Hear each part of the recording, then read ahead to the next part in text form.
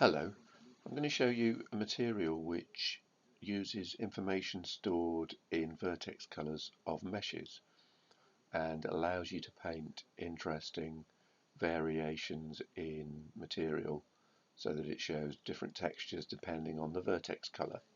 How that works is fairly simple, a bit conceptual but easy to understand once you see it in action.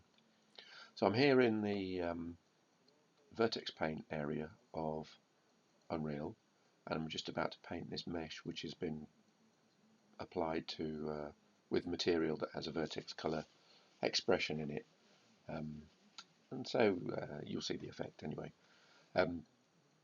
What I'm going to do is start off with a fairly small brush,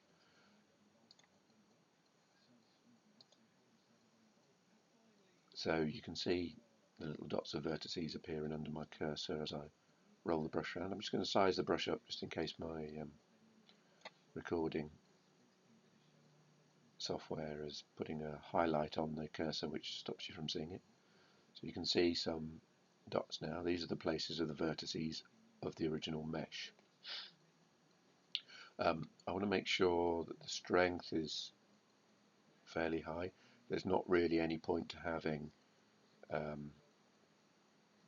other than full strength, either no colour at all or all colour. Okay, and we don't want fall off. So that's yet another. What you'll find is when you start painting that the colour of the distance between the vertices creates the levels of grey or fuzziness that you might want, but really you don't necessarily want that level of halfway between black and red, as you might consider it. Okay, now before I start painting, I'm going to turn off the green and blue because at the moment the vertex colour is only set up to use the red channel, so there's no point in seeing what goes on in the other two channels. And I'm going to start off seeing the kind of natural view, if you will. So as I paint, and I've got these two meshes of the same mesh, but I've got them grouped together so that I can just paint continuously from one to the other, and it carries on the brush strokes, which is great if you want to synthesize the effect of kind of weather beating and something having been in the situation for a long time and having the same forces acting on it. Okay, so the material itself has two textures in it for display purposes. One which is the tile effect and the other which is the moss. And I've got both of these, I think, from starter content. Moss is certainly from starter content. And both of the textures at the moment I think have a normal map on, although I need to check out the material. The only other thing you'll need for this, if you're gathering stuff together to follow on, is something like this clouds filter that I've done in Photoshop. And it's the simplest ever. You start with a new blank canvas and you go in the following trail of clicks, which is filter, render, clouds, and the output of that will give you a monochrome image of clouds. It's seamless, so it wraps without a visible join.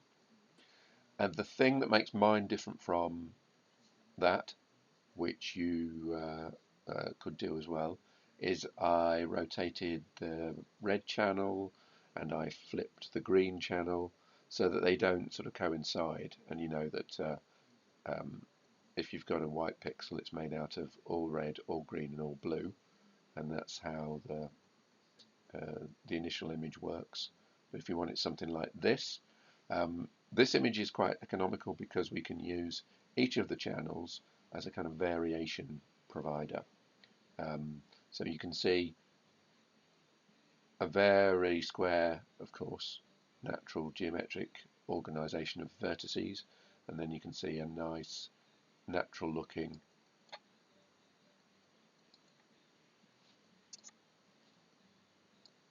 appearance of the I didn't actually group these. If you want to group, right click and do group, and a very sort of randomized, naturalistic looking edge to all these. Okay, I'm just going to flip you now to the view in the red channel, so see what the red channel looks like.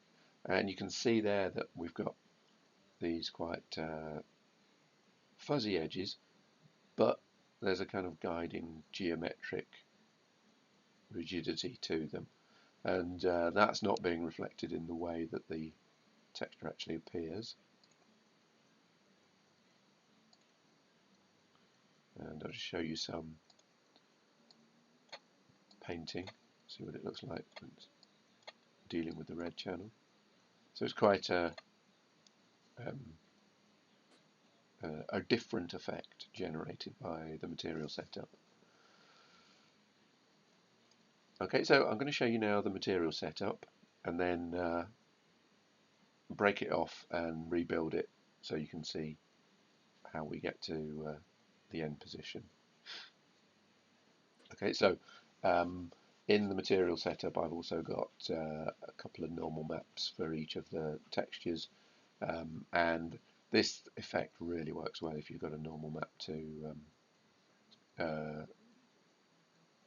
show it off. But enhance it, that's the word, enhance it. But normal maps obviously aren't necessarily appropriate for all types of game style or visual. Okay, so let's go back to full color view. Okay, and now to the material. We've got the material here, and this is the setup. And we're not going to look at the scene for a while I'm messing around with the material. Okay, so the basis of it is the vertex color output from the red channel, which is the one I've just been painting, goes, outside of this network, it goes straight to this lerp. Now the lerp uses some input in this alpha channel to decide whether to display the A, which is the moss, or the B, which is the concrete tiles. And sort of by default it will display the B, and that's because your modeling software produces white vertices, so full on red. So wherever this material is put onto a static mesh initially, until you've painted it, it's always going to show the B channel. You could of course flip it by putting the textures in the other way around. For what benefit I'm not quite sure, but there's no kind of other logic than the one you provide for it. Oh, the only other thing, I've put a text coord going into our what's called here the base paint texture, just to make the tiles show at a scale of 4, because they're a bit large otherwise, and to best preview the texture before you see it on the mesh, look at it as a cylinder, because you can see input from the mossy end of the spectrum. Okay, I've shut down the palette that usually appears here, and I'm now just going to ditch all this stuff. Well, I say ditch, but I'm actually going to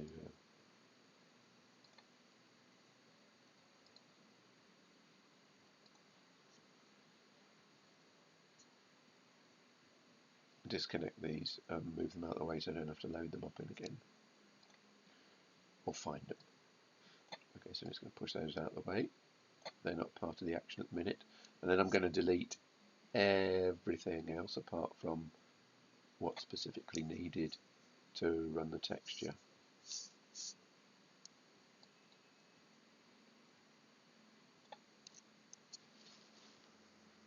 Nope, I want to keep that lerp.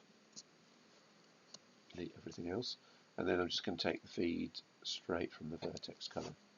Now we can see, once this works itself out, we can see here that the effect has gone really fuzzy. Okay, no need to check that, it'll be fuzzy on the static mesh as well. So that all that complicated network, or what initially is complicated, was about making this a nice sharp crisp edge. Okay, so that's what I'm going to show you how to do. What you can do for these, I've named these overpaint and base paint, and you can start off with ordinary texture samples and convert these to be nameable parameters, because what we've got coming up is the ability to reuse this material setup to have different textures in place of these. So ultimately it's a perfect kind of time saver, efficiency. So it saves you time for implementing designs rather than redoing technical aspects again and again. Okay, so I'm going to show you quickly how to make a texture sample into a texture sample parameter 2D, which is what these are defined. Just see it says param 2D there. Okay, so to get a texture sample, you hold the T down on the keyboard and click once. And I'm just going to choose a texture sample to fill it in just for the moment. I suppose I could use the clouds filter one as an example. This particular variation texture doesn't really need to be a parameter, but there's no problem with making it one. Now I'm just going to duplicate it just to show you the process. So you get bring your texture samples in, and when you're making the material you don't necessarily know that it's all going to work, and you're going to want to have it in your game or level, so you can sort of hold off making it into a parameter and having to consider it with a particular name as one of the things that parameterization is used for. Anyway, right click at the top somewhere, convert to parameter, get this monster name, so you double click, and I'm going to call this vary text.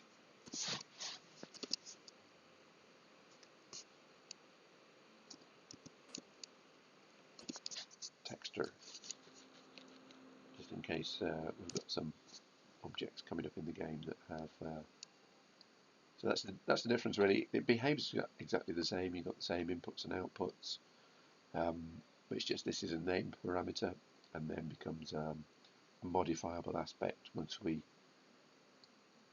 make instances of this material. Okay, and if you want one from scratch, right click and do texture, long-winded, texture sample parameter 2D, which is that one, and then you get the same thing again. So either create them from scratch or just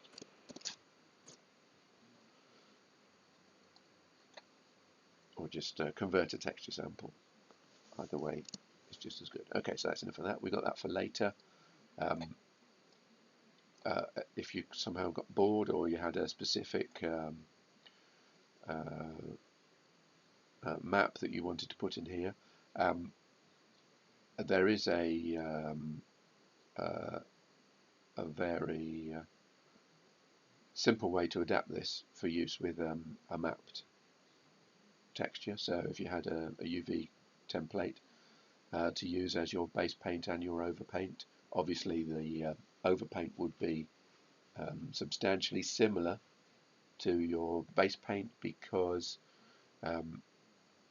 it's going to be mapping onto the same area of your mesh, and then you probably want to use less of a differential variation from what your original your mapped template looks like. whereas this is completely sort of randomized. And you'd want something that closely follows your mapping. Okay, right, so we're going to break this link here, holding the Alt key down and clicking. Does that nicely. And we're going to take our vertex color and we're going to multiply it.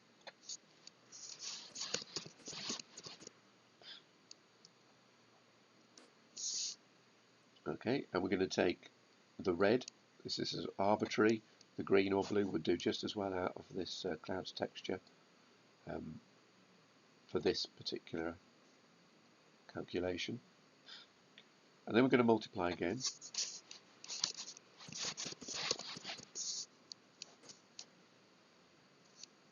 And we're going to provide a parameter, call it scalar parameter. Well, it is called a scalar parameter. SCALAR. Thankfully there's only one of those things. So this is another type of parameter, and this allows us to set a variable boost level. Without going too deeply into the maths, we're going to get figures less than 1 from both the vertex color, 1 or less than 1. Highly unlikely to be 1 from both, just in the probability aspect, but it's possible. But generally we're going to be getting figures less than 1. If you multiply something less than 1 by something less than 1, you're going to end up with a figure that's smaller than the original two multiplyings. So we need to boost. So I'm going to give this a boost level of 4 as a default. Also going to provide these slider values here as well. Now these are the minimum values you can allow your level editors to apply into this, and the maximum value. And I'm not quite sure what the functional maximum will be, but 10 must surely be a reasonable limitation in this circumstance. Now, having made this structure here, we need to do use a very useful aspect of material expressions, which is an inversion. You know, in Photoshop, when you select an area, you can invert that selection so it sort of selects the opposite areas. So you can flip between what's masked and what's editable. This is a similar sort of thing. So we go out of the red. So now we're going to use this thing called a 1 minus. And essentially this takes your value. Say your output value here is 0.2. So 1 minus 0.2 outputs 0.8. So the 0.2 would go into here and be multiplied. I'm just going to duplicate these because we use them in a very, very similar way. So we take our inverted output, and this time we're going to use the green. If you want to view it as dealing with the different ends of the color range, so if we were dealing with nearer to 1, this 1 minus would mean we were taking the same output and dealing it with the nearer to 0 values. It's not kind of splitting around the 0.5 area. It's just making sure there's a reasonable balance. Now, because this tendency to, when you multiply, for things to decrease, so for the output of a multiplying of less than 1 to be less than the value of the numbers that input, we don't need to use quite such a strong value for the boost to black. So we have another scalar parameter.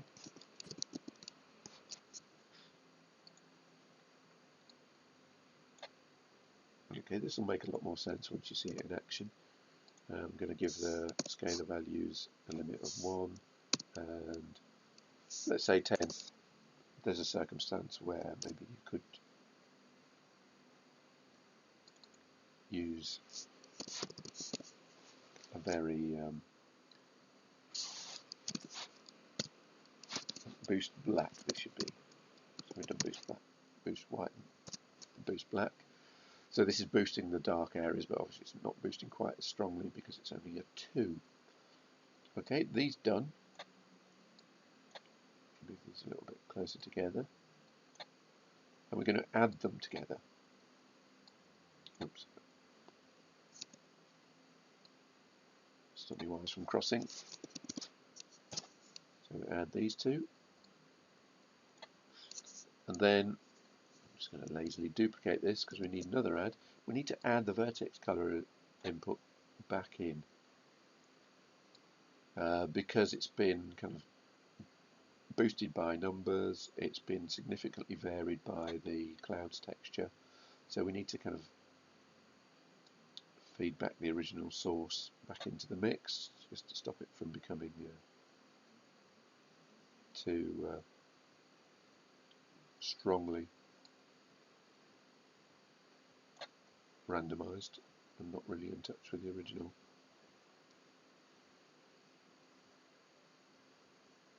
Okay, so it's still looking, it's still looking a bit hazy.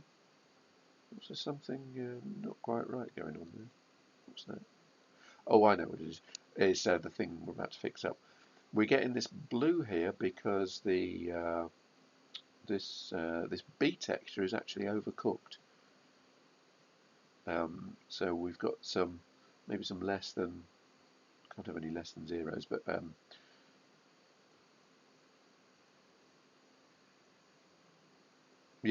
yeah, we're getting over 1, values over 1, which is overcooking the texture. So we need to boost the A values to no, we need to boost the B values, actually boost the high values, but we also need to stop them from overcooking. So that's what the next thing is. So I'm just going to break that link with the Alt key trick. So we go from the add to a power, and this is like 2 squared, 2 cubed. So you take a number and you give it an exponent, which would be the little raised number by it if you were writing maths down. Another scalar parameter.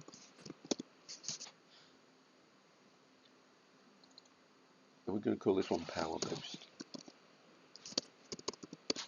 Better to give your parameters names that sort of make sense for what they do rather than what part of them, what the proper maths name is.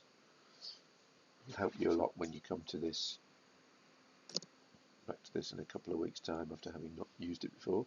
Right, slider minimum. I think there's no point in values less than 2. And then for the maximum, the kind of effect really tops out at 25. Okay, so this is really going to overdrive values. You can see if we're boosting already at 10, power of 10, this is the output times itself 10 times. And we can see it's already been boosted by this booster here and that booster there. Essentially it's creating high contrast. It's pushing values about halfway along, about 0.5, pushing them to either be a lot less than 0.5 or a lot more than 0.5. And finally, we need to keep those values in check. So this is another kind of useful utility, which is clamp. And clamp comes by default with the right values. It says you can't have more than 0 for color inputs. You can't have less than 0, you can't have more than 1. So we're going to keep the values within those extents. You can have values greater than 1 for things like emissive color to make objects kind of give out light.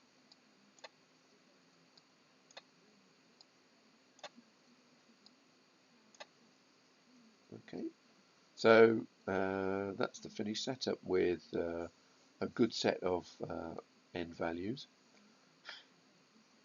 So let's see how that looks on the object. I'm just going to save.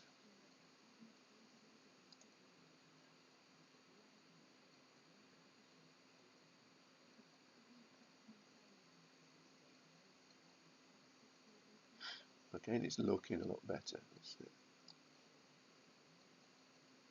Nice and sharp. A little bit of fuzziness.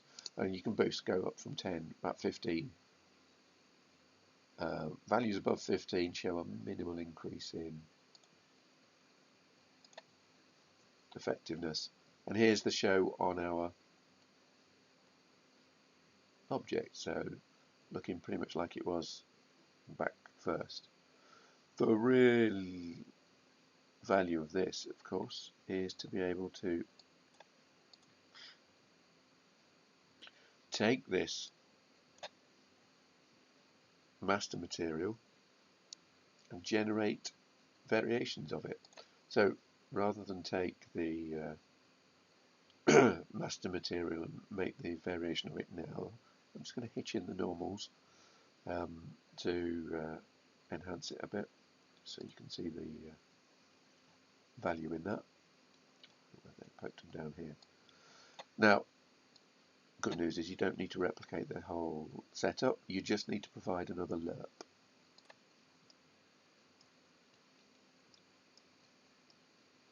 So, I'm going to duplicate that. So we're taking the output from the clamp, and this time putting it into this lerp. The output goes into normal, then we just need to feed the lerp with the right texture parameters. So we're having the base paint in B, yeah, and then we're having the overpaint in the A.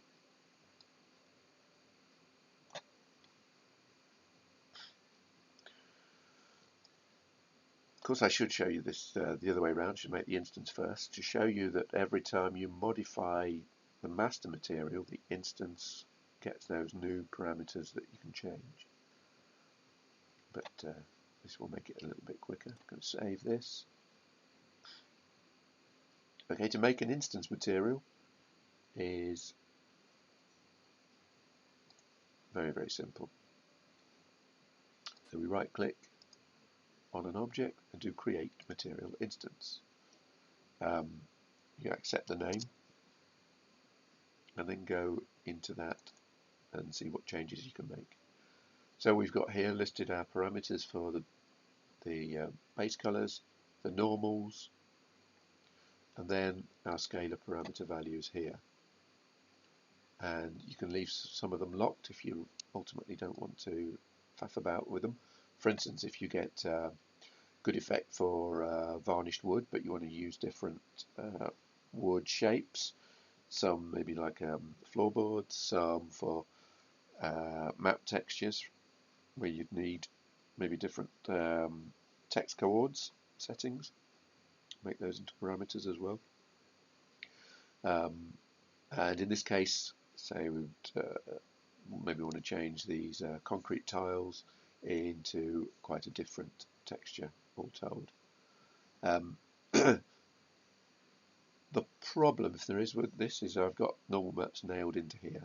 So I do need to, if I'm going to change a base color texture, or change a base paint texture, I should say, for my parameters, then I'm going to need one with a normal map that can, sort of consistent with it.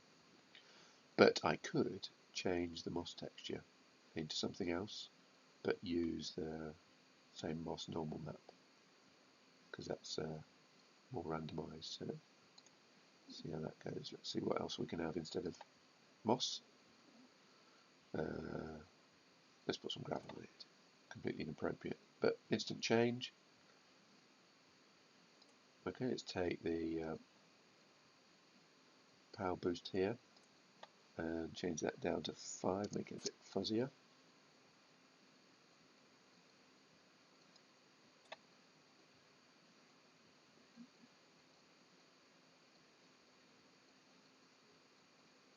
Not a great change, I would say.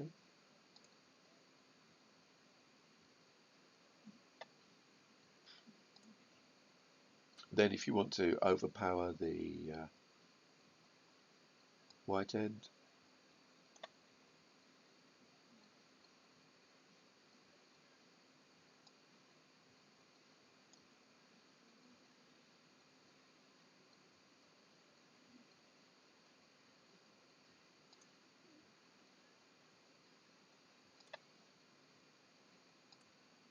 just wonder if we can make it update.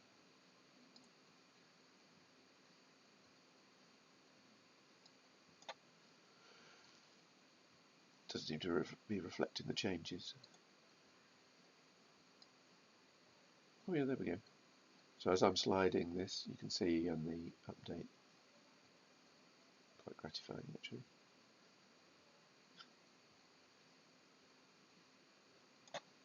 Okay.